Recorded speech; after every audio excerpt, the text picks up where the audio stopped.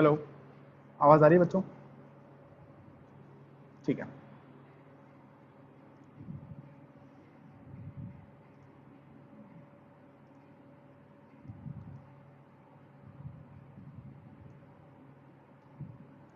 देखना यहाँ पर आपने क्वेश्चन दे रखा है कि साइन थीटा की वैल्यू 3/5 के बराबर है। तो हमें बाकी सारे ट्रिग्नोमेट्रिक रेशियोज निकालना है। ठीक है, तो साइन की वैल्यू होती है, साइन थीटा होता है ऑपोजिट अपॉन हाइपोटेनियस। इसकी वैल्यू दे रखी है 3/5। ठीक है, तो हम क्या करेंगे, एक ट्राइंगल बना लेंगे। इसमें ये वाला एंगल थीटा मान लेंगे, ऑपोजिट वाली लेंथ मान लेंगे 3 के बराबर, और हाइपोटेनियस मान लेंगे 5 के बराबर। ठीक है, ये मानने के बाद अपन क्या कर सकते हैं, पाइथागोरस थ्योरम से ये वाली लेंथ निकाल सकते हैं। पाइथागोरस थ्योरम से अगर अपन ये वाली लेंथ निकालेंगे तो ये आ जाएगी 4 के बराबर, है ना। और अगर अपन ने ये निकाल लिया तो फिर अपन सारे ट्रिग्नोमेट्रिक रेशियोज फाइंड कर सकते हैं। जैसे अगर मुझे कॉस थीटा फाइंड करना हुआ तो कॉस थीटा होगा बेस अपन हाइपोटेनियस, बेस हो जाएगा 4 के बराबर,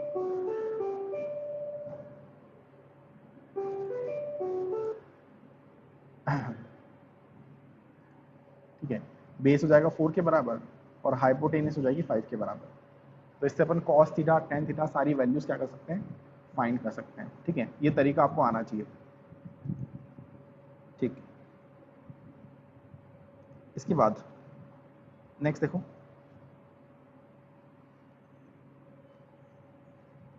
सीकेंड थीटा की वैल्यू दे रखी है अपने को।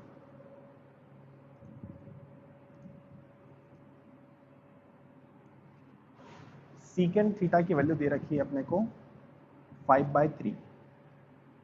हमें बाकी सारे के सारे ट्रिग्नोमेट्रिक रेशियोज बताना है।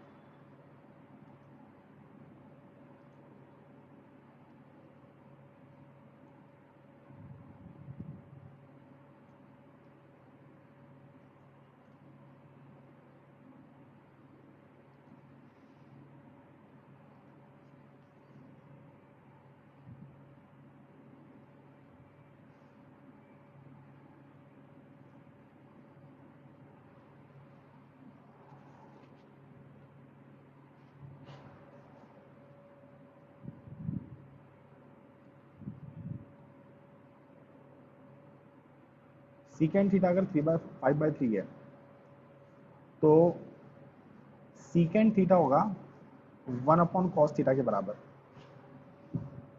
है ना। सीकेंड थीटा होता है 1/cos थीटा के बराबर। यहाँ से कॉस की वैल्यू आ गई, कॉस की वैल्यू होगी 3/5। तो यहाँ पर मैंने एक ट्राइंगल बना लिया, ये वाला एंगल थीटा है। कॉस थीटा की वैल्यू 3/5 आ गई। कॉस थीटा होता है एडजेसेंट अपॉन हाइपोटेनियस। तो एडजेसेंट वाली लेंथ 3 के बराबर आ गई, हाइपोटेनियस जो है वो 5 के बराबर आ गई।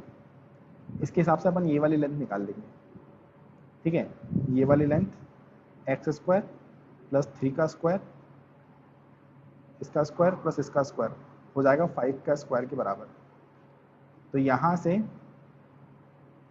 x की वैल्यू आ जाएगी 4, ये वैल्यू आ जाएगी 4। ये वैल्यू 4 आने के बाद फिर अपन सारे के सारे ट्रिग्नोमेट्रिक रेशियोज बता सकते हैं। जैसे अगर आपसे कोई साइन थीटा पूछता है तो साइन थीटा होगा ऑपोजिट वाली लेंथ अपॉन हाइपोटेनियस। तो ये साइन थीटा की वैल्यू आ गई।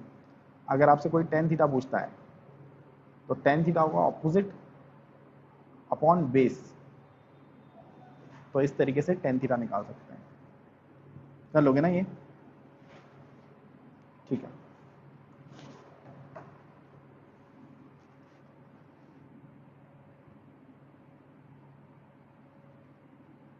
इसके बाद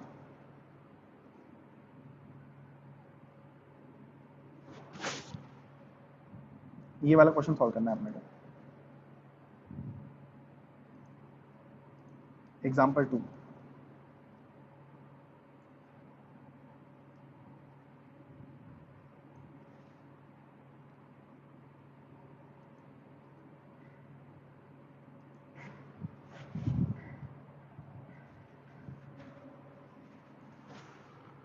ट्राई करो उसको।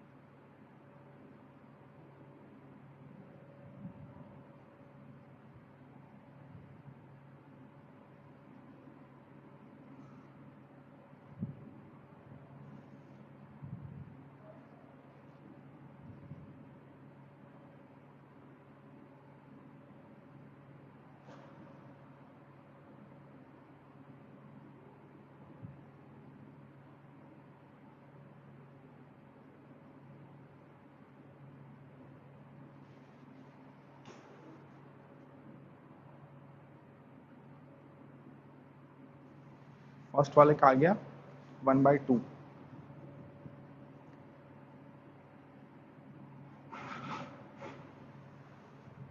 ट्राई कर लो, आराम से ट्राई कर लो, फिर बताता हूँ मैं सारे।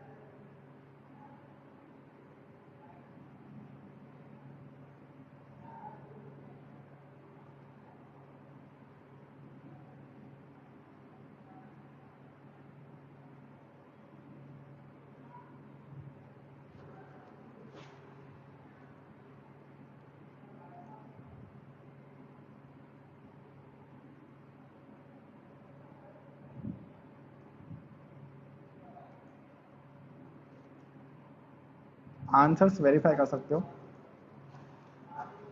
मैंने यहाँ पर आंसर्स लिखे हुए हैं।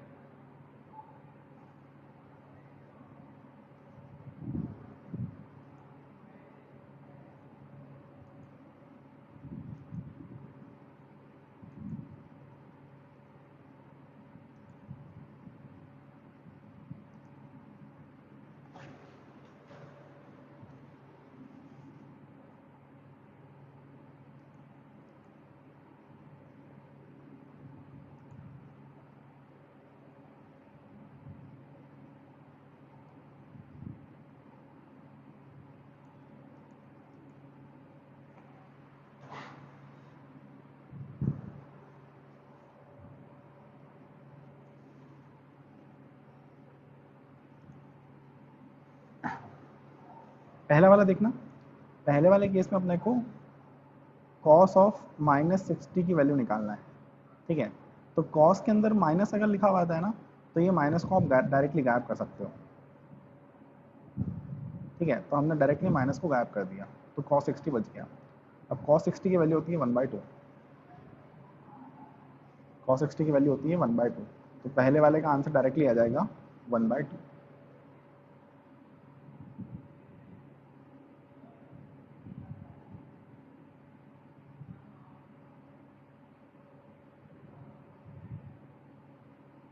हाँ, इसको कॉपी में नोट करने की कोई ज़रूरत नहीं, जो क्वेश्चन अभी अपन कर रहे हैं, है ना। ये सारे तुम्हारे पैकेज के सवाल हैं, पैकेज में ही होंगे, ठीक। इसके बाद सेकंड वाला देखते हैं अपन।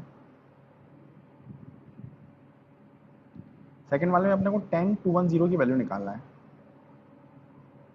tan 210 डिग्री की वैल्यू निकालना है। तो अपन इसको ऐसे लिख सकते हैं tan 180 प्लस 30, ठीक है। अच्छा, जब 180 अपन ऐड करते हैं तो 180 प्लस समथिंग लिखा होता है, तो tan का tan ही रह जाता है। तो tan 180 प्लस 30 की वैल्यू हो जाएगी tan 30 के बराबर ही, ठीक है। 180 में जब अपन कुछ एंगल ऐड करते हैं तो tan का tan हो जाता है, साइन का साइन ही रहता है, cos का cos ही रहता है, सब सेम ही रहता है, ठीक है। अब यहाँ पर बस साइन देखना पड़ेगा अपने को। साइन कैसे देखेंगे? यहाँ पर देखो, ये जो एंगल है 210, ये कहाँ पर लाई कर रहा है? ये एंगल लाई कर रहा है थर्ड क्वाड्रेंट में, और थर्ड क्वाड्रेंट में tan क्या होता है? पॉजिटिव होता है, तो आंसर पॉजिटिव साइन के साथ आएगा। tan 30 की वैल्यू होती है 1/√3, ठीक है। तो इसका आंसर आ जाएगा 1/√3 के बराबर। कर सकते हैं ये सभी?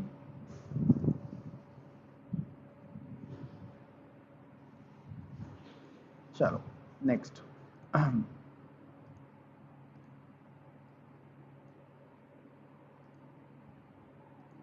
नेक्स्ट है साइन 300,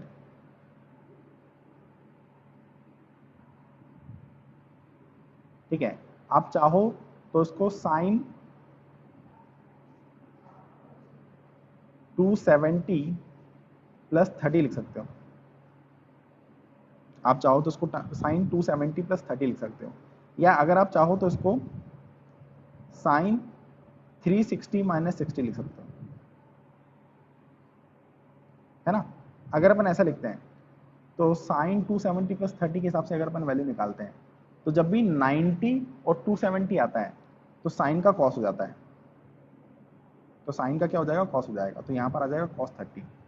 और ये एंगल कौन से क्वाड्रेंट में लाई कर रहा है? 300 डिग्री लाई कर रहा है फोर्थ क्वाड्रेंट में।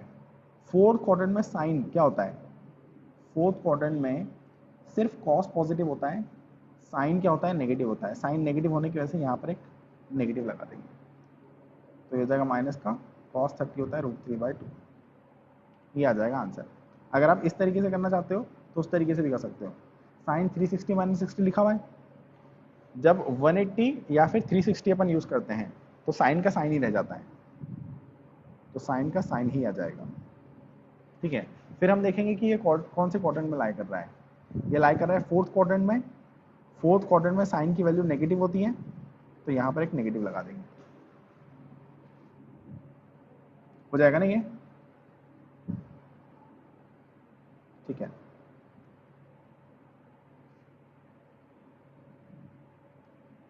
इसके बाद नेक्स्ट अपने को निकालना है cos 120 की वैल्यू।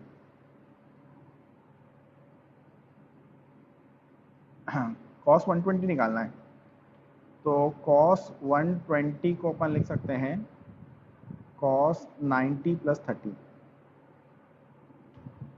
ठीक है। और 90 प्लस अगर अपन ने लिखा हुआ है तो cos का साइन हो जाता है। साइन आ जाने के बाद ये जो एंगल है, ये एंगल लाई कर रहा है सेकंड क्वाड्रेंट में। सेकंड क्वाड्रेंट में सिर्फ साइन पॉजिटिव होता है, कॉस क्या होता है? नेगेटिव होता है, तो यहाँ पर नेगेटिव लगाना पड़ेगा। हाँ भाई, सब लोग कर लोगे ये? चलो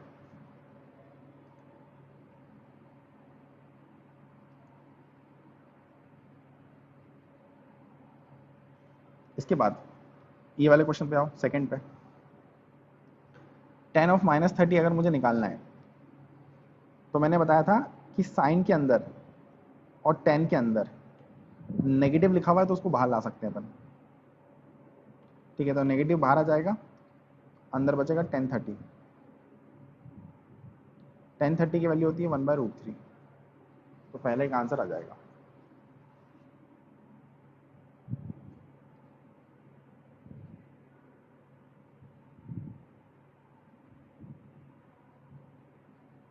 ठीक है, सेकंड वाला कर लोगे साइन 120, थर्ड वाला भी कर लोगे साइन 330, इसको 360 माइनस 30 लिख के सॉल्व कर लेना, ठीक है। फोर्थ वाले भी हो जाएगा। फिफ्थ वाला, फिफ्थ वाला कैसे करें भाई? साइन 270 की वैल्यू कैसे निकालें? देखो, ज़्यादा दिमाग लगाने की ज़रूरत नहीं है, साइन का ग्राफ बना लो। साइन का ग्राफ ऐसा बनता है, यहाँ पर 0 होता है, 90, 180 और यहाँ पर होता है 270। साइन 90 की वैल्यू 1 होती है ना, साइन 90 की वैल्यू 1 के बराबर होती है, फिर यहाँ पर आता है 180, फिर यहाँ पर आता है 270। तो अपन साइन 270 की वैल्यू यहाँ से देख सकते हैं, साइन 270 की वैल्यू यहाँ से हो जाएगी -1। ठीक है, इसके अकॉर्डिंग जज कर सकते हैं अपन। फिर अगर अपने को कॉस 270 निकालना है तो अपन कॉस का ग्राफ प्लॉट कर लेंगे। आप अगर किसी और तरीके से निकाल रहे हो तो कोई दिक्कत नहीं है, लेकिन मैं एक सिंपल सा तरीका बता रहा हूँ। कॉस 270 की वैल्यू निकालना है तो कॉस का ग्राफ बनाओ।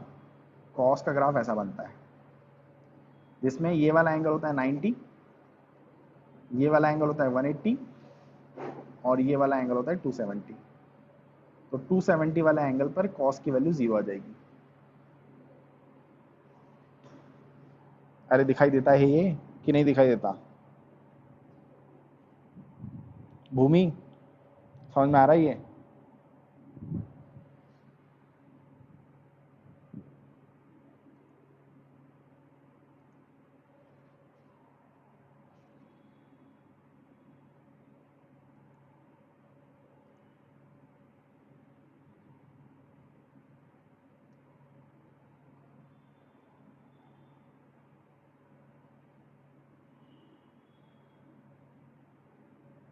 यहाँ पर देखना आप,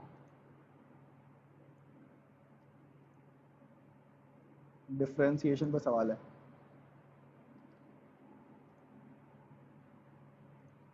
बताओ पहला वाला कर सकते हो क्या? रूट एक्स को डिफरेंशिएट करना है। रूट एक्स मतलब एक्स की पावर 1/2। इसको अगर अपन डिफरेंशिएट करते हैं तो एक्स की पावर n का डिफरेंशिएशन होता है n एक्स की पावर n-1। यहाँ पर क्या करेंगे, n एक्स की पावर, इसको लिखेंगे n एक्स की पावर n-1, जो हो जाएगा 1/2 एक्स की पावर माइनस का 1/2।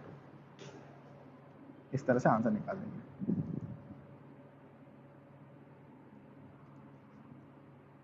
बाकी बाकी पार्ट भी सॉल्व कर सकते हो क्या?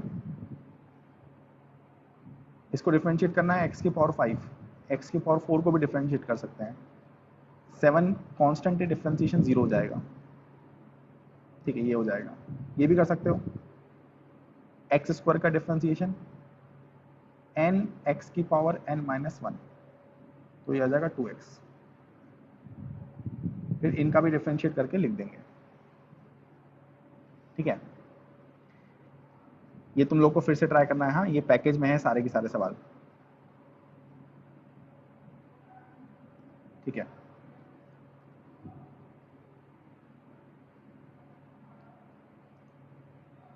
नेक्स्ट देखो।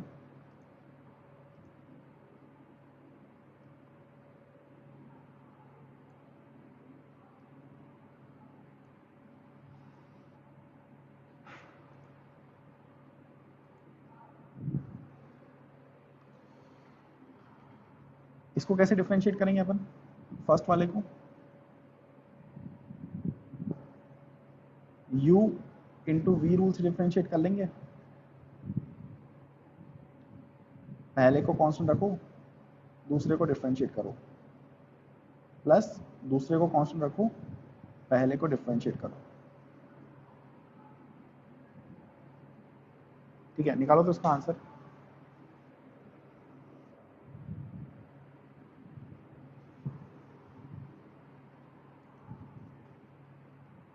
जिसको भी डाउट आता है वो हाथ रेस करेगा।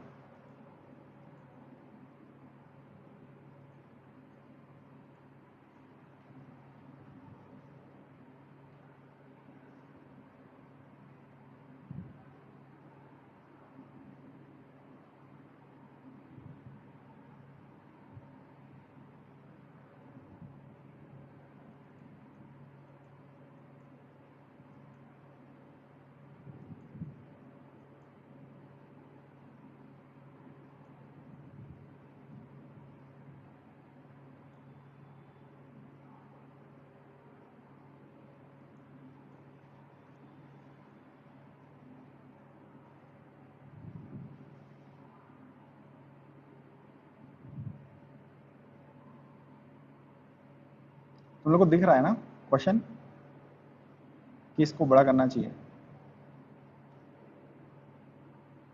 इसको और जूम कर लेते हैं।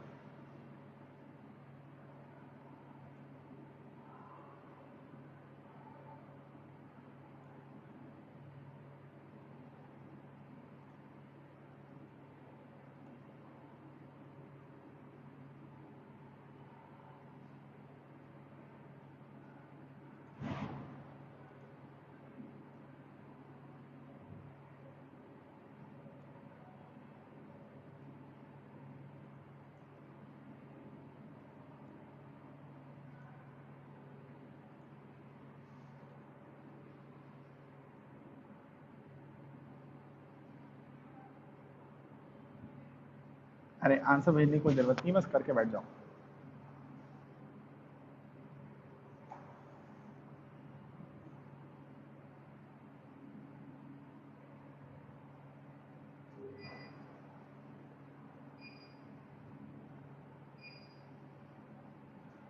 हाँ, डिफरेंशिएट कैसे करेंगे इसको? पहले वाले को एज इट इज रखो, पहले वाले फंक्शन को एज इट इज रखो, x cube minus 3x² plus 4, पहले को एज इट इज रखा। क्या करेंगे? दूसरे को डिफरेंशिएट करेंगे। इसको अगर अपन डिफरेंशिएट करते हैं तो 4 तो कांस्टेंट है, x की पावर 5 का डिफरेंशिएशन हो जाएगा n x की पावर n माइनस 1, ठीक है। फिर x² का डिफरेंशिएशन हो जाएगा n x की पावर n माइनस 1, और यहाँ पर 1 कांस्टेंट है, उसका डिफरेंस हो जाएगा 0, ठीक है। तो अपन ने क्या करा? पहले को कांस्टेंट रखा, दूसरे को डिफरेंशिएट करा। फिर अपन क्या करेंगे? दूसरे को कांस्टेंट रखेंगे, दूसरे को कांस्टेंट रख दिया।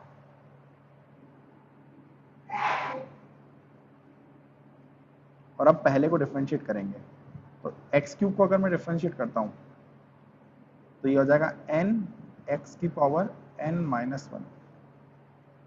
फिर यहाँ पर -3 लिखा हुआ है, और x² का डिफरेंशिएशन हो जाएगा n x की पावर n माइनस 1, ठीक है।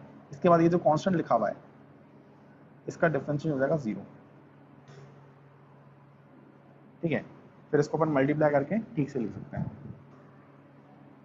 ये वाला कर लोगे ना? नेक्स्ट वाला 9x की पावर 5 बाय x माइनस 3, इसको अगर अपने को डिफरेंशिएट करना है तो अपन u बाय v रूल से डिफरेंशिएट करेंगे। u बाय v रूल से कैसे डिफरेंशिएट करते हैं? हम क्या करते हैं? नीचे वाले को पहले कांस्टेंट रखते हैं, ऊपर वाले को डिफरेंशिएट करते हैं, माइनस ऊपर वाले को कांस्टेंट, नीचे वाले को डिफरेंशिएट, डिवाइडेड बाय नीचे वाले का स्क्वायर, ठीक है। तो नीचे वाले को, नीचे वाला ये है, इसको एज इट इज रखा, इनटू ऊपर वाले को डिफरेंशिएट करा, तो 9 तो एज इट इज x की पावर 5 का डिफरेंस हो जाएगा n x की पावर n माइनस 1, ठीक है। नीचे वाले को कांस्टेंट, ऊपर वाले को डिफरेंशिएट, माइनस ऊपर वाले को एज इट इज रखना है, आप ऊपर वाले को एज इट इज रख दिया, और नीचे वाले को डिफरेंशिएट करना है। नीचे वाले को अगर अपन डिफरेंशिएट करेंगे तो x का डिफरेंशिएट हो जाएगा 1 के बराबर, और ये कांस्टेंट है, इस कांस्टेंट का डिफरेंशिएट हो जाएगा 0 के बराबर, डिवाइड बाय नीचे वाले का स्क्वायर, नीचे वाला हो जाएगा x माइनस 3, इसका स्क्वायर। इस तरीके से अपन क्या कर सकते हैं? डिफरेंशिएट कर सकते हैं, ठीक है।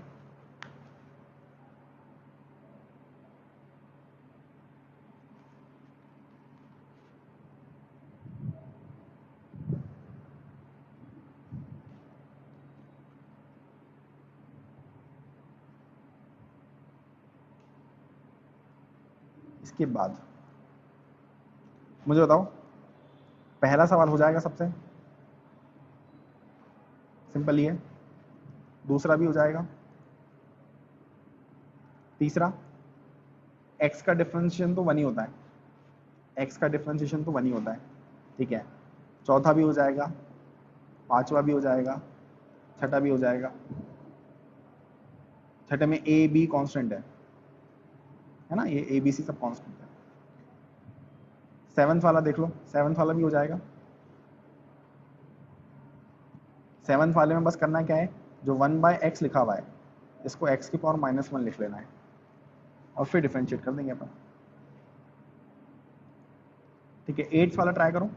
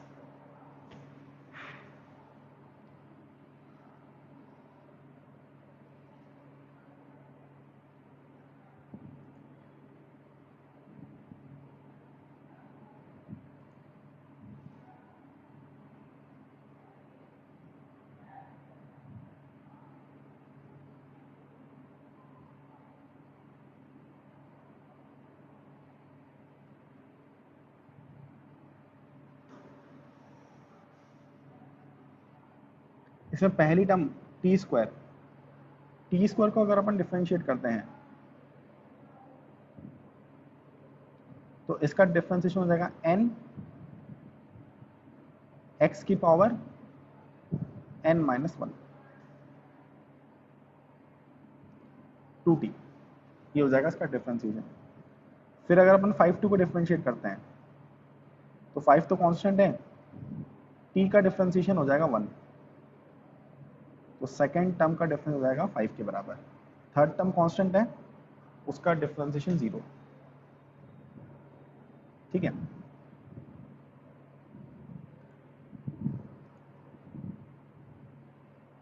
इसके बाद 9th वाला कर लोगे क्या। यहां पर u कांस्टेंट है और a कांस्टेंट है।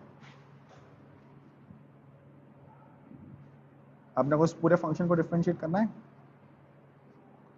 ठीक है, पहली टर्म को देखते हैं तो u तो कांस्टेंट है, t का डिफरेंशिएशन हो जाएगा 1 के बराबर। दूसरी टर्म को अगर अपन देखें तो 1/2a ये कांस्टेंट है, टी स्क्वायर का डिफरेंशिएशन हो जाएगा 2t के बराबर। इससे अपना आंसर आ जाएगा।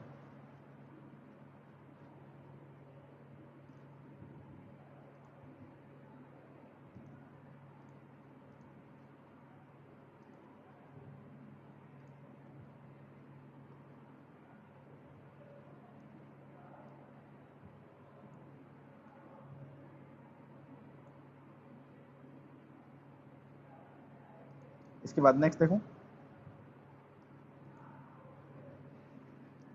क्या मैंने इस टर्म के बारे में किसी क्लास में बताया था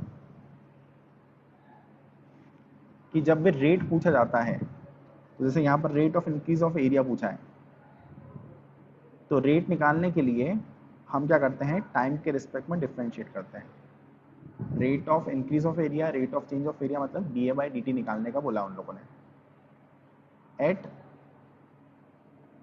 t=5 निकाल सकते हो। एरिया दे रखा है 3t² + 7। अगर अपन dA/dt निकालेंगे तो 7 का डिफरेंशिएशन तो 0 हो जाएगा, यहाँ पर 3 एज इट इज, t² का डिफरेंशिएशन n(x⁻n-1). ठीक है, ये आ जाएगा डिफरेंशिएशन। और उन लोगों ने t=5 पे पूछा है, तो डिफरेंशिएट करने के बाद टाइम की वैल्यू 5 डाल देंगे।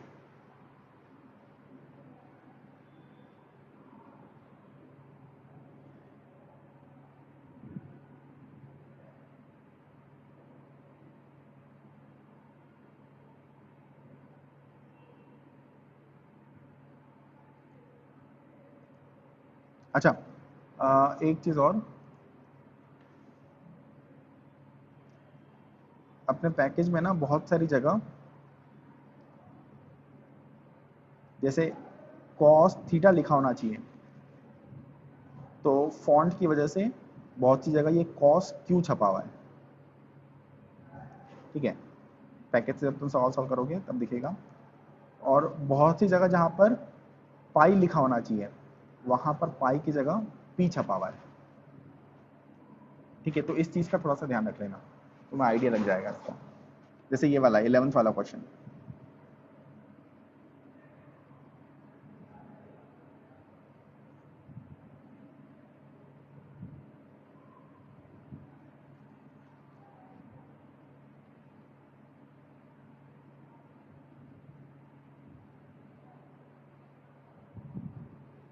अच्छा यहाँ पर एक डाउट आया कि आंसर में कौन सी यूनिट पुट करेंगे ऊपर वाले क्वेश्चन में 10th में। देखो, अगर आप एरिया को डिफरेंशिएट कर रहे हो टाइम के रिस्पेक्ट में, तो एरिया की यूनिट क्या होती है? एरिया की यूनिट यहाँ पर क्या दे रखी है? सेंटीमीटर स्क्वायर, तो सेंटीमीटर स्क्वायर लिख लो। टाइम की कौन सी यूनिट यूज़ कर रहे हो आप? टाइम को अपन सेकंड में मेजर कर रहे हैं। ठीक है, एरिया को टाइम से डिवाइड कर रखा है एक तरह से, तो इसकी यूनिट हो जाएगी सेंटीमीटर स्क्वायर पर सेकेंड।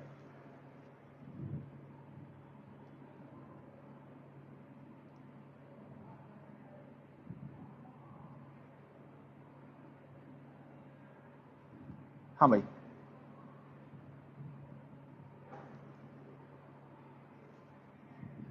यहाँ पर 11th वाले में सवाल ध्यान से पढ़ो, क्या पूछा है? Rate of increase of area, और उसके आगे क्या लिखा हुआ है? With respect to radius, with respect to radius. अब देखना, अगर उन लोगों ने रेट लिखा है ना, इसका मतलब हमें डिफरेंशिएट तो करना है, इसका मतलब हमें डिफरेंशिएट तो करना है। और उन लोगों ने विथ रिस्पेक्ट टू रेडियस दे रखा है, तो हम क्या करेंगे? रेडियस के रिस्पेक्ट में डिफरेंशिएट करेंगे। अगर वो लोग सिर्फ रेट लिखते हैं ना, सिर्फ रेट लिखते हैं, तो अपन क्या करते हैं? टाइम के रिस्पेक्ट में डिफरेंशिएट करते हैं। लेकिन उन लोगों ने सिर्फ रेट नहीं लिखा, उन लोगों ने रेट निकालना है विथ रिस्पेक्ट टू रेडियस, तो यहां पर क्या करेंगे? रेडियस के रिस्पेक्ट में क्या करेंगे? डिफरेंशिएट करेंगे। ठीक है, rate of increase of area with respect to radius, तो एरिया को रेडियस के रिस्पेक्ट में डिफरेंशिएट कर देंगे। भाषा समझ में आती है?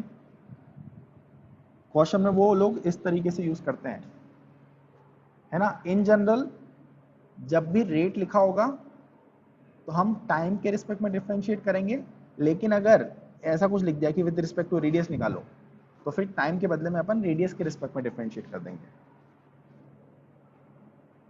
ठीक है, इसके बाद नेक्स्ट देखो,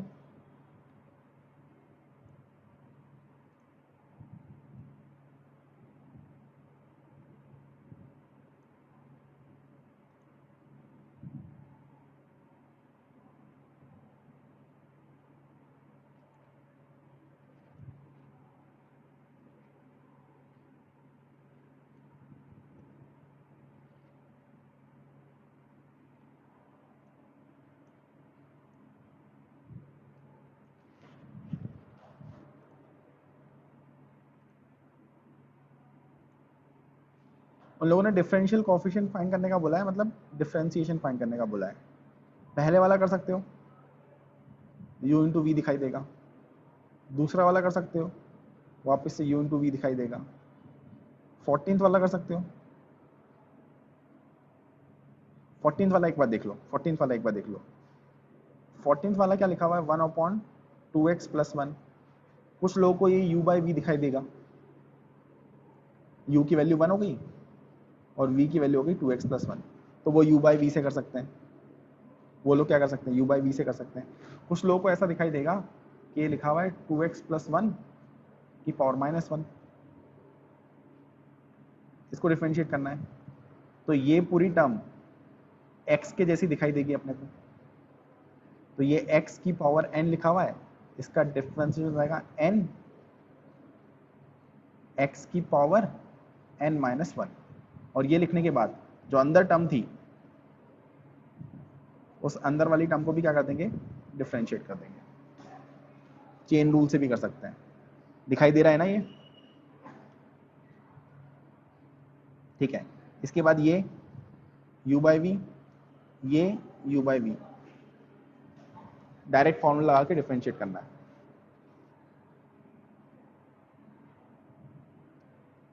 ठीक है।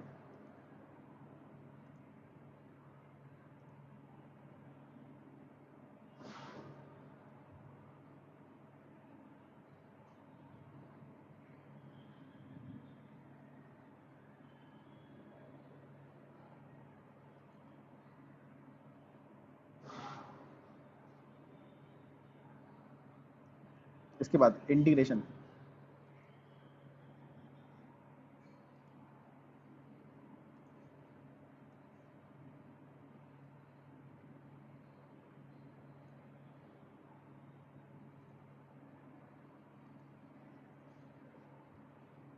x की पावर 11/2 को इंटीग्रेट करना है।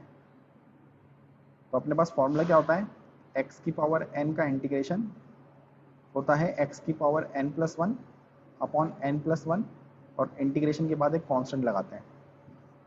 इसको इंटीग्रेट कर सकते हैं अपन, x की power 11/2 plus one upon 11/2 plus one, ये हो जाएगा पहले वाले का इंटीग्रेशन। दूसरे वाले का भी कर सकते हैं, x की power n plus one upon n plus one plus constant, ये हो जाएगा इंटीग्रेशन। तीसरे वाले का भी सिमिलरली कर लेंगे। अरे कर सकते हो ना ये?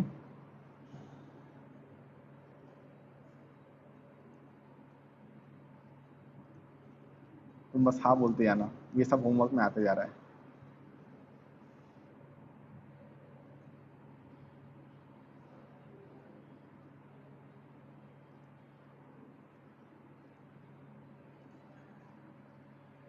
चलो ये देखो, अब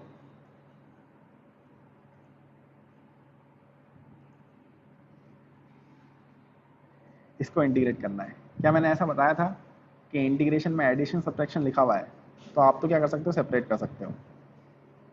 तो इसको अपन ब्रेक कर सकते हैं, एक्स स्क्वायर का इंटीग्रेशन, फिर यहाँ पर माइनस लगा हुआ है, कॉस एक्स का इंटीग्रेशन, फिर यहाँ पर लिखा हुआ है 1/x का इंटीग्रेशन, है ना। ये टर्म और ये टर्म, तीनों टर्म को सेपरेट कर लिया। x की पावर 2 का इंटीग्रेशन, x की power n plus one upon n plus one, ठीक है। फिर cos x का डिफरेंशिएशन क्या होता है, cos का होता है सिर्फ साइन, cos का इंटीग्रेशन होता है साइन, ठीक है। और 1/x का इंटीग्रेशन होता है ln x, 1/x का इंटीग्रेशन होता है ln x। और सबको इंटीग्रेट करने के बाद एक कांस्टेंट लगा देना, सेपरेटली कांस्टेंट लगाने की जरूरत नहीं, सिर्फ एक लगा देना, उसमें काम हो जाएगा।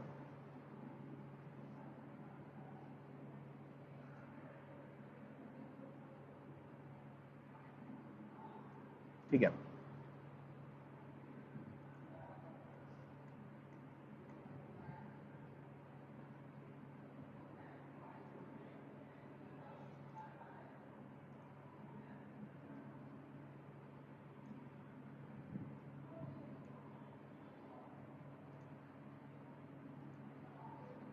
इसमें पहला वाला हो जाएगा, दूसरा भी सेम है, तीसरा भी उसी सेम है। तीसरे वाले में इसका इंटीग्रेशन क्या होगा, x की पावर माइनस वन मतलब 1/x, 1/x का इंटीग्रेशन होता है ln x,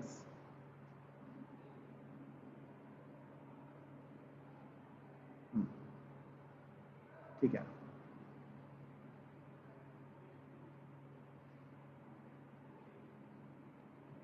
चौथे वाले को कर सकते हो?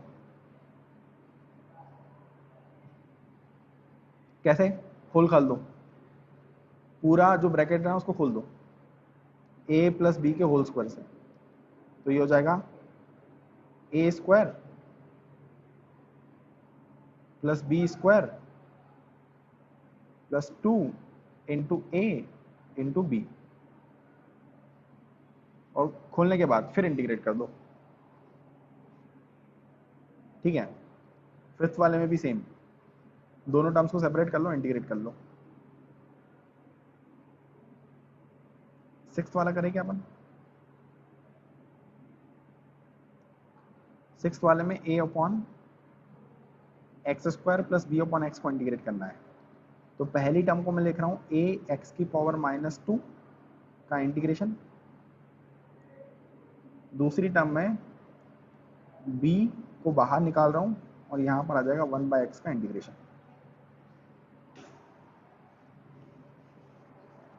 ये लिखने के बाद a को तो बाहर निकालो, इसका इंटीग्रेशन हो जाएगा x की पावर -2 + 1 अपॉन -2 + 1, यहाँ पर b आ जाएगा 1/x का इंटीग्रेशन होता है ln x, और एक कांस्टेंट लगा देंगे।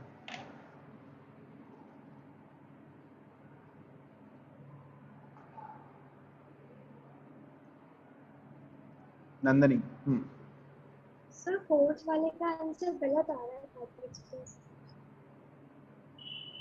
फोर्थ वाले का आंसर गलत कैसे हो सकता है? क्या आंसर आया बताओ? मेरा है x² upon 2 plus ln x plus constant. x² upon 2 plus ln x plus constant. Root x से रूट एक्स कैंसिल होगा, है ना, तो बचेगा 2 का इंटीग्रेशन, 2 का इंटीग्रेशन होगा 2x।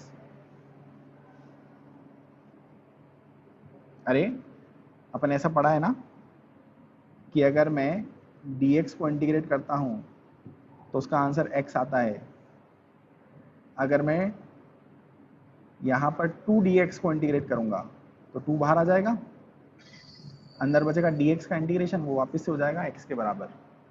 ऐसा कुछ पढ़ा है अपन ने? अगर नहीं याद है तो अभी देख लो।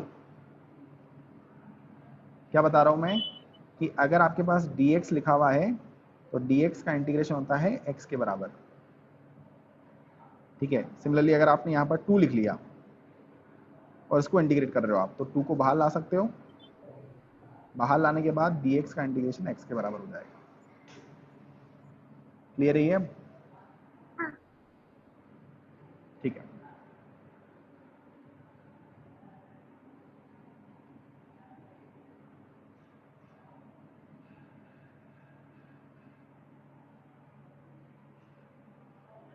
ये हो जाने के बाद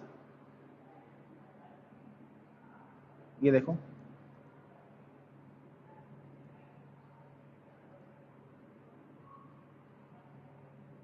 कर लोगे? इंटीग्रेट करना है और फिर upper limit minus lower limit. देखो मैं करके बता देता हूँ, x² का इंटीग्रेशन x की पावर 2 + 1, नीचे आ जाएगा 2 + 1। ये करने के बाद लोअर लिमिट 1 है, अपर लिमिट 5 है, तो पहले अपर लिमिट पुट करेंगे, माइनस लोअर लिमिट पुट करेंगे, ये आंसर आ जाएगा। ठीक है,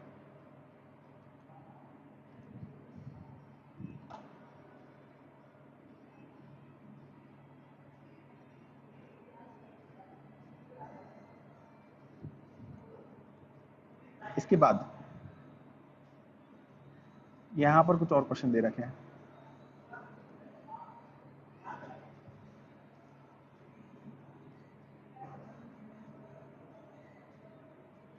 सेवंथ वाले को ट्राई करो।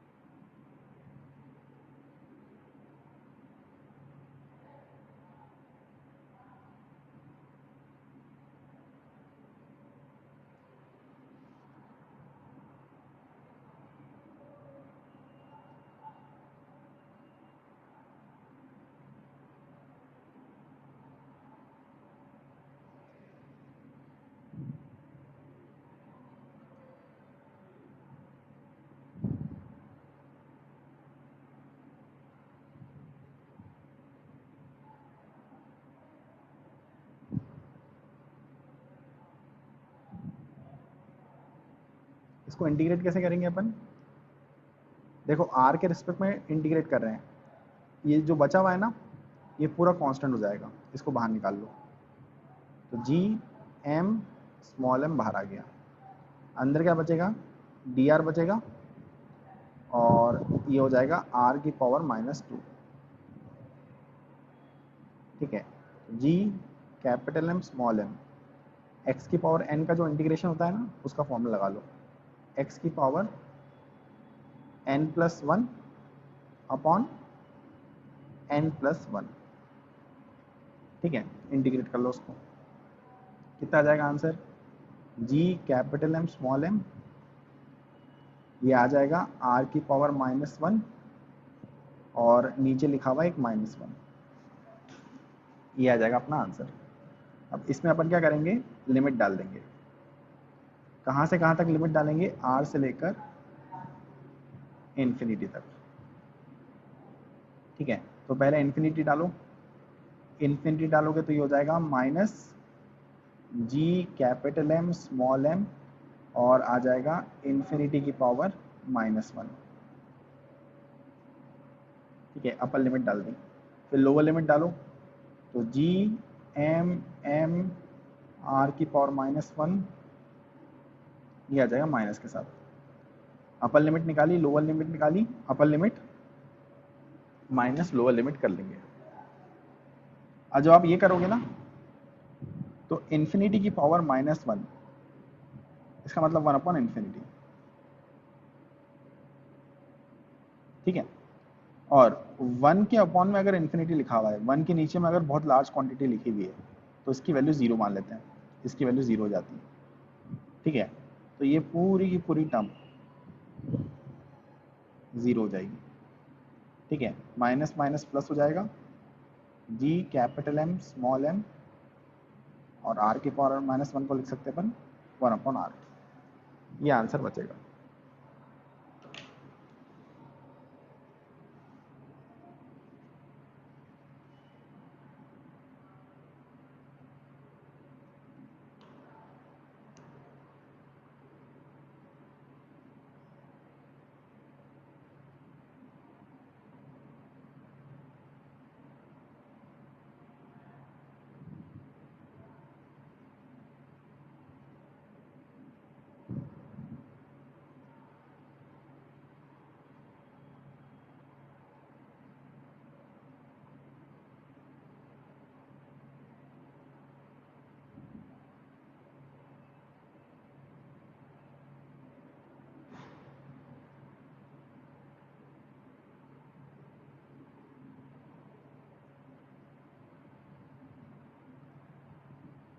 इसके बाद 8th वाला ट्राई करो।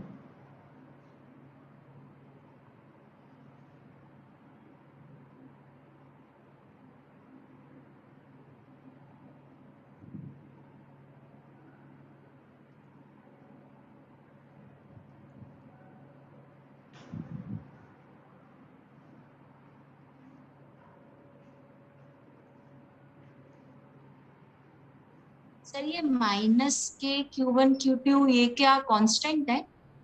सब कांस्टेंट है आर को छोड़कर। Yes sir.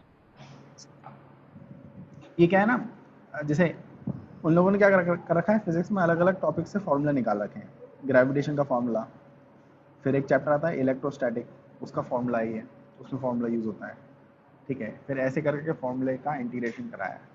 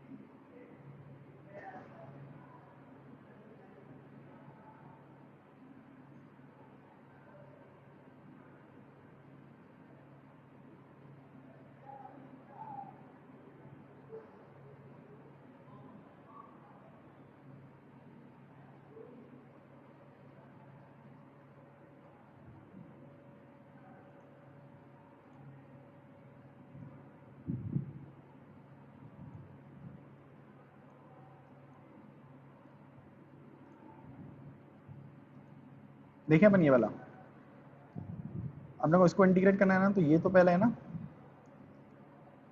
ये पूरा कांस्टेंट बाहर आ जाएगा, तो माइनस का k q1 q2 बाहर आ गया, अंदर बचेगा, ये हो जाएगा r की पावर -2 इंटू डी आर का इंटीग्रेशन। इसको अगर अपन सॉल्व करेंगे तो माइनस का k q1 q2 x की पावर n का इंटीग्रेशन का फॉर्मूला लगा देंगे, x की पावर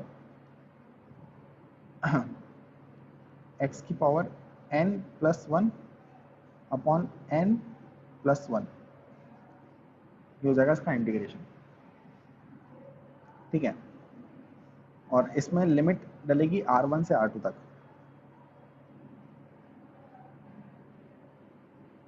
माइनस का k q1 q2 यहाँ पर बन जाएगा r की पावर -1 और नीचे आ जाएगा -1, ये माइनस और ये माइनस मिलके प्लस हो जाएंगे, तो आंसर आ जाएगा k q1 q2 और r की पावर -1 को लिख सकते हैं अपन 1/r। इसमें लिमिट पुट करना है, तो अगर अपन अपर लिमिट पुट करते हैं तो k q1 q2 upon r2 बन जाएगा, है ना, अपर लिमिट पुट कर दी। फिर अपन क्या करेंगे, लोअर लिमिट पुट कर देंगे, तो k q1 q2 bye r1 बन जाएगा, लोअर लिमिट पुट कर दी। फिर अपन क्या करेंगे, upper limit minus lower limit, ये निकाल लेंगे।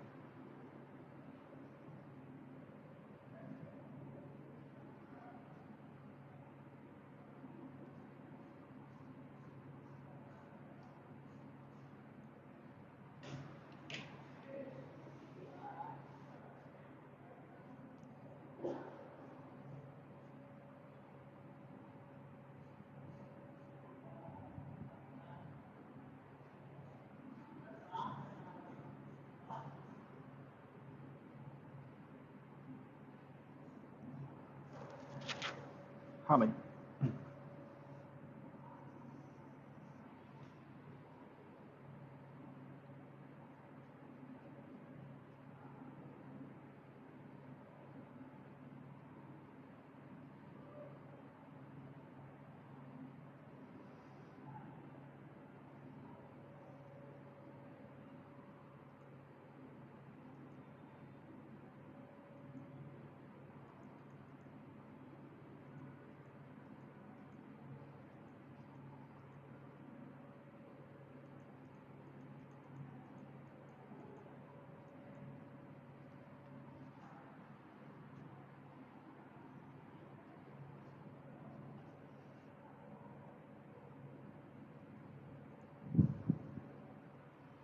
सब लोग जिनके पास भी पैकेज नहीं है वो पैकेज लेके जाओ, पैकेज सॉल्व करना है अपने को,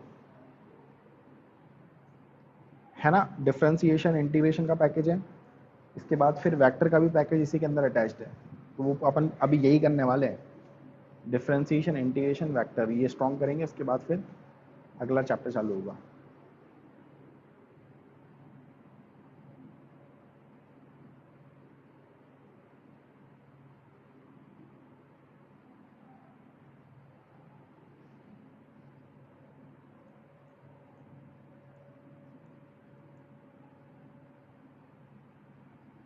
और ये जो मेडिकल वाले बैठे हैं, इनको कुछ समझ में आता है कि नहीं आता है?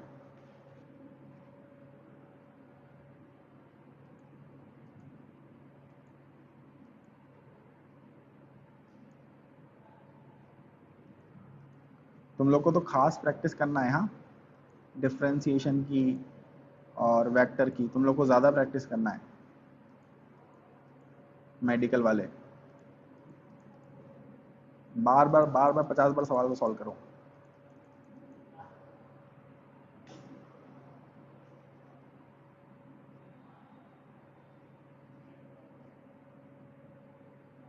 यश, सर ये 9th वाला क्वेश्चन है, अपन को उसमें कैसे पता चलेगा कौन सा कांस्टेंट है? उसमें तो जैसे पिछले क्वेश्चन में डी आर लिखा था, तो अपन को पता चल गया था कि आर का अपन को इंटीग्रेशन करना है, इसमें कैसे पता चलेगा? इसमें ये क्या है, डीवी लिखा हुआ है एक तरह से, तो ये वेरिएबल है, वी। हाँ, अच्छा इसके रिस्पेक्ट में इंटीग्रेट करेंगे। चलो मैं सर, करके मेरे बताता हूँ। मेरे को वो देखने में लगा कि क्वेश्चन है वो वी, वो ऐसा नहीं लगा। हाँ ठीक है, सर।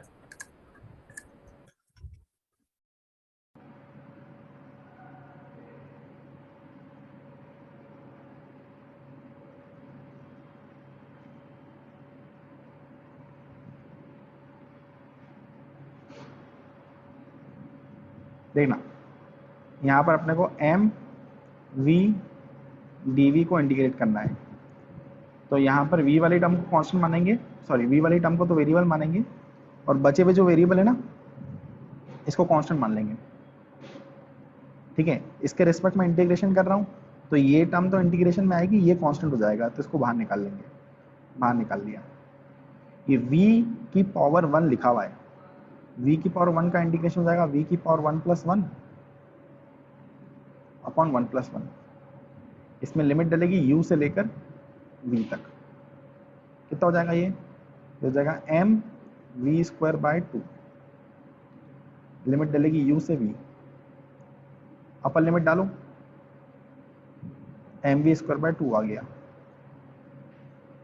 लोअर लिमिट पुट करो तो एम यू स्क्वायर बाय 2 आ गया, है ना। लोअर लिमिट पुट करा तो अब क्या करेंगे, upper limit minus lower limit.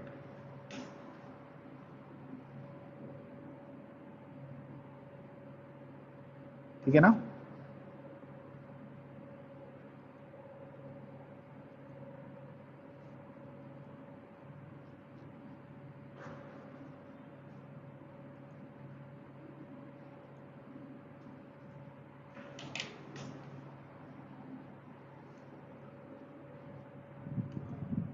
अच्छा, अब सुन लो मेरी बात। आपको है ना जितने क्वेश्चन मैंने आज करा दिए हैं उतने फिर से करना है सॉल्व, फिर से। ठीक है, और अगली क्लास में जो भी डाउट्स आते हैं वो डाउट्स पूछ लेना क्लास के अंदर ही। ठीक है, तो अपन उसको वहीं की वहीं समझ लेंगे। ठीक है, और एक चीज़ और दिमाग में रखना कि जेई की प्रिपरेशन, नीट की प्रिपरेशन में सबसे इम्पॉर्टेंट होता है प्रॉब्लम सॉल्विंग।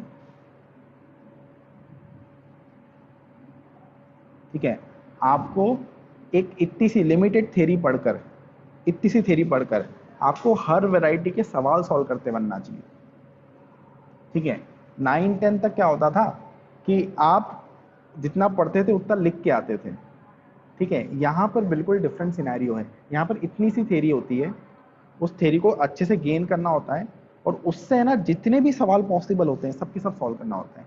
तो ज़्यादा इंपॉर्टेंट ये चीज़ होती है। ठीक है, हमारी बहुत छोटी सी थ्योरी होने वाली है, और उससे जो वैरायटी ऑफ क्वेश्चन सॉल्व करेंगे अपन वो बहुत ज़्यादा होंगे।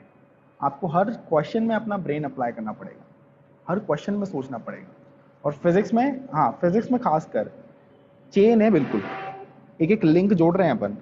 मतलब आज एक चीज़ पढ़ी, कल एक चीज़ पढ़ी, परसों एक चीज़ पढ़ी, ऐसे करके पूरी चेन बनेगी।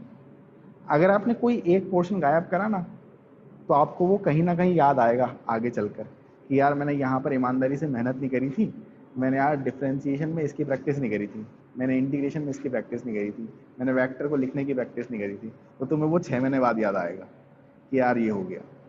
इनफैक्ट मैं बता रहा हूँ, जैसे सर्कुलर मोशन नाम का एक चैप्टर है, उसमें मैं एक सवाल कराऊंगा। ठीक है, बहुत अच्छे लेवल का सवाल है वो, कि अपन ने एक रिंग ली, रिंग को ऐसे गोल घुमा दिया, रिंग को गोल घुमाने से रिंग के अंदर एक फोर्स जनरेट होता है, मैं वो फोर्स निकलवाऊंगा। ठीक है, फिर अपन आएंगे 12th में। 12th में मैं उस कॉन्सेप्ट पे ही मैग्नेटिज्म के अंदर एक सवाल करा दूंगा।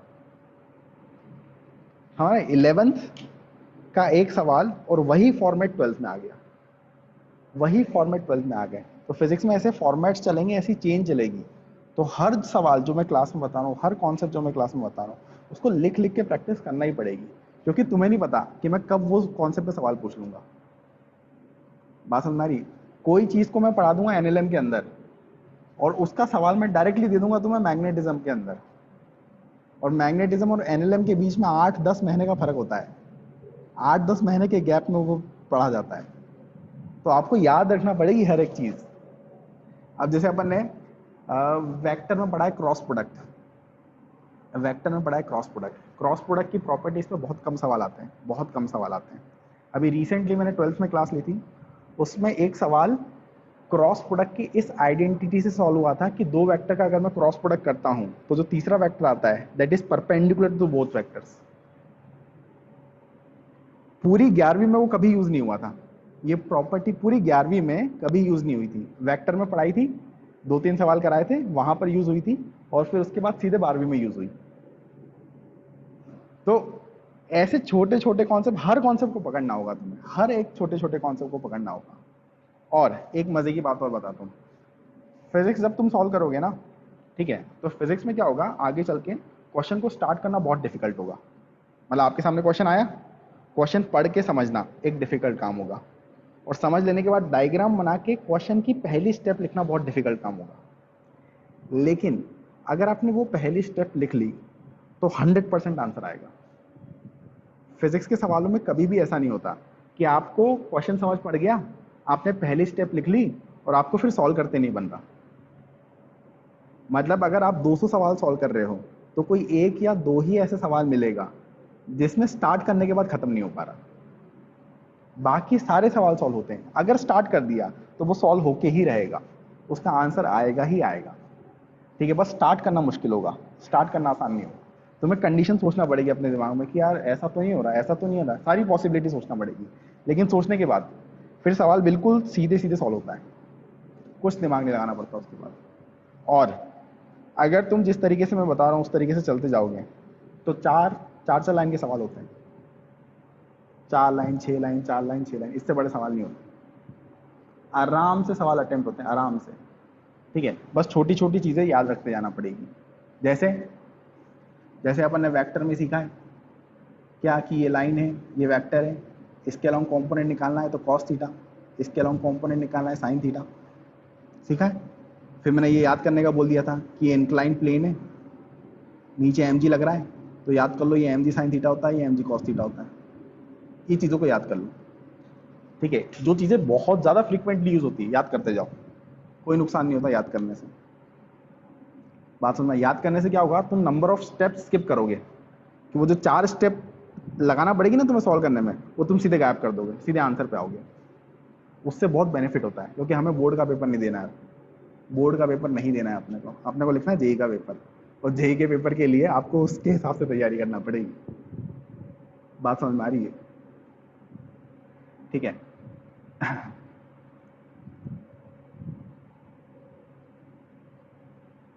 एक बच्चा बोल रहा है कि सर केमिस्ट्री में क्वेश्चन समझना ही बहुत डिफिकल्ट होता है। अभी फिजिक्स के सवाल तुम्हारे सामने नहीं आए, अभी फिजिक्स के सवाल तुम्हारे सामने नहीं आए। जिस दिन फिजिक्स के सवाल आएंगे ना तो पता चलेगा कि क्या लिखा हुआ है, कितनी अंग्रेजी लिखी हुई है। क्योंकि केमिस्ट्री के सवाल का साइज होता है 3 लाइन 4 लाइन, फिजिक्स के सवाल का साइज होता है आधा पेज 1 पेज। इतने बड़े बड़े सवाल आते हैं, पैराग्राफ आते हैं, पैसेज आते हैं, बड़े बड़े पैसेज। ठीक है, और बड़े बड़े पैसेज में कैसी चीजें लिखी होती पता है? जैसे 10th में रिफ्रैक्टिव इंडेक्स तुम लोगों ने सुना होगा, रिफ्रैक्टिव इंडेक्स जो 11th में है एक्चुअल में, उन लोगों ने सुन रखा है, रिफ्रैक्टिव इंडेक्स नाम की एक चीज होती है। अब 10th में है ना, तुमने सपने में भी नहीं सोचा होगा कि रिफ्रैक्टिव इंडेक्स कभी 1 से छोटा होता है। एयर का रिफ्रैक्टिव इंडेक्स 1 होता है, वैक्यूम का रिफ्रैक्टिव इंडेक्स 1 होता है, बाकी सारे मटेरियल्स का 1 से बड़ा होता है। अब ऐसा जेई ने एक पैराग्राफ बनाया, उस पर रिफ्रैक्टिव इंडेक्स नेगेटिव था। उन लोगों ने हाइपोथेटिकल सवाल बनाया कि भाई साहब एक ऐसा मटेरियल है जिसका रिफ्रैक्टिव इंडेक्स नेगेटिव है। अब तुम सोचो कि कैसे लाइट जाएगी, कैसे ट्रैवल करेगी। तो ऐसी नई नई अजीब अजीब सिचुएशन पटक देते हैं। फिर तुमने केमिस्ट्री में पढ़ा होगा कि एक एटम के अंदर न्यूक्लियस होता है, न्यूक्लियस होता है, उसके अराउंड इलेक्ट्रॉन ऐसे घूमता है, उसके अराउंड इलेक्ट्रॉन ऐसे घूमता है।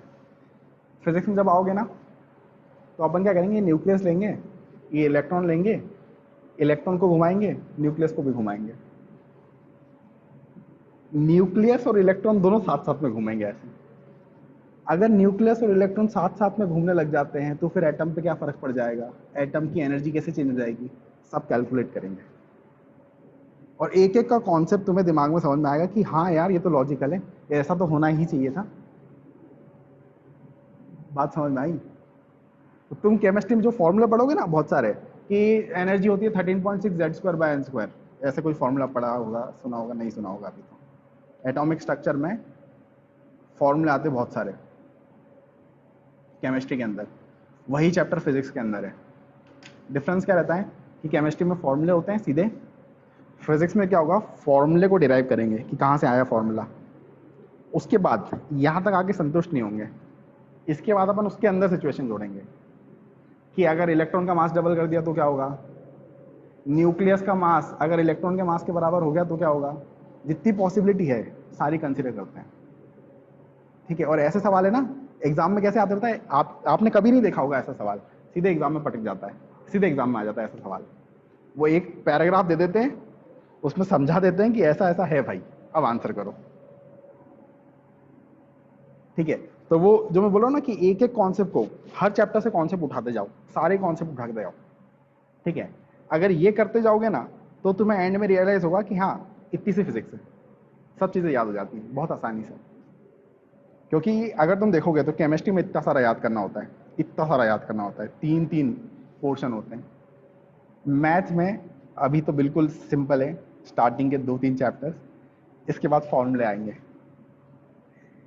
ट्रिग्नोमेट्री के फॉर्मूले, एसओटी के फॉर्मूले, इनवर्स ट्रिग्नोमेट्री के 15-15, 20-20 फॉर्मूले हर चैप्टर में,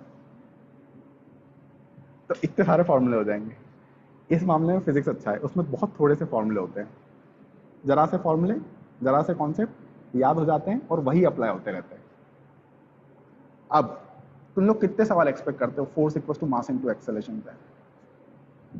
कितने सवाल बनाए जा सकते हैं? 1, 2, 3, 10, 20, 50? अपना पूरा चैप्टर है, पूरा चैप्टर है इस फॉर्मूले पे।